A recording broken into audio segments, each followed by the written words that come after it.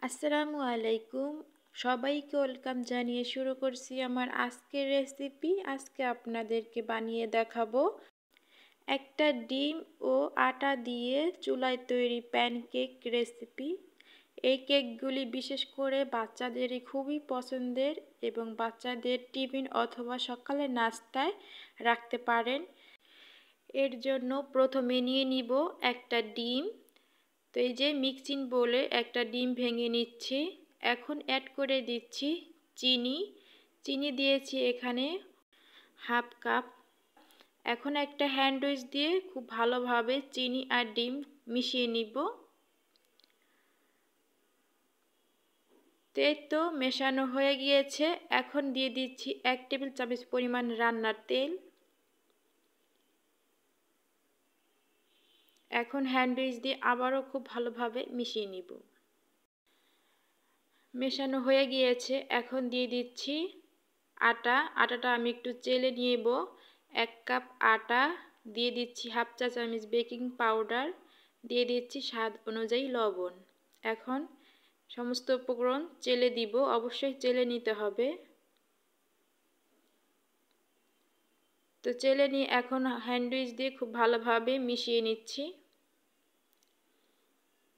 তো এই পর্যায়ে অ্যাড করে দিচ্ছি লিকুইড দুধটা আগে থেকে জাল করে নিয়েছি, অবশ্যই ঠান্ডা করে নিতে হবে। তো এখানে আমি হাফ কাপ লিকুইড দুধ দিয়ে অল্প অল্প করে একটা ব্যাটার তৈরি করে নিব।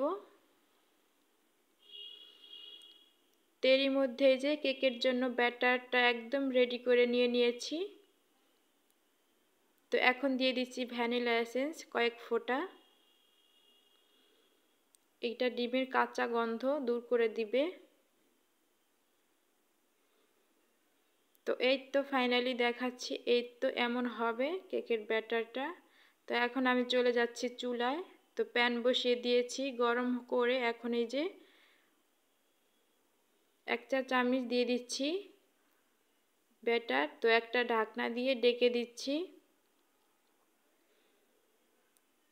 তো এই যে ঢাকনা তুলে দেখাচ্ছি, অসংখ্য ছিদ্রযুক্ত হচ্ছে।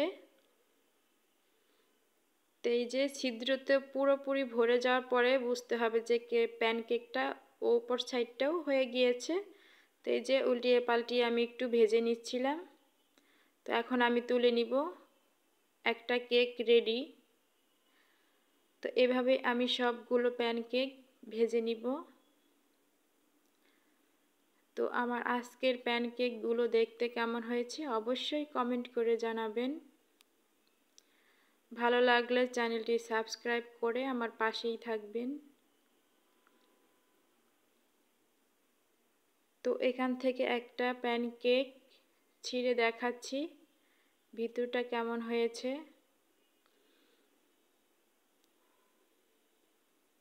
তো দেখেই বুঝতে পারছিলেন কতটা পারফেক্ট হয়েছে।